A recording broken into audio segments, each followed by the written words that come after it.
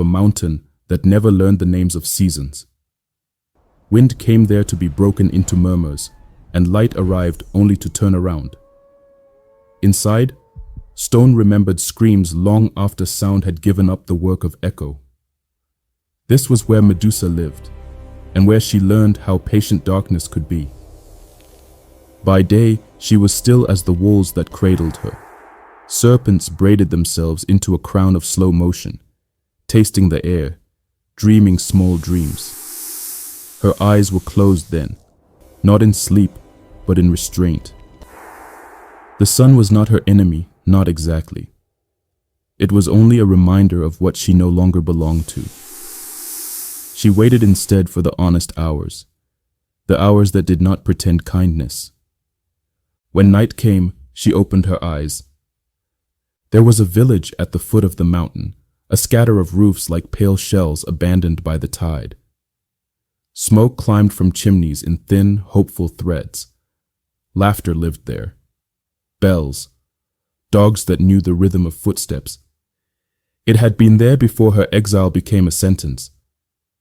She remembered it vaguely, the way one remembers a song heard through water. She did not go the first night, nor the second. Medusa learned the village before she ever touched it. She listened from her cave as night carried sounds upward. She learned when the last lamp went dark, when the guards leaned into their boredom, when prayers softened into habit. She learned which houses sang with children and which hummed with loneliness. Knowledge, once gathered, has weight. It presses on the hands. On the seventh night, she descended. She did not announce herself. The ground itself seemed to part around her steps. Grass stiffened. Insects fell silent as if remembering an old rule. She moved like a thought you do not finish thinking. The first victim was a man standing alone at the edge of the fields, relieving himself under the stars. He looked up because the night suddenly felt watched. That was all. No scream traveled back to the village, only a small rearrangement of the world, a new statue where a man had been. Medusa paused then. The act always surprised her, even after it became familiar. She felt no pleasure in it, but no remorse either.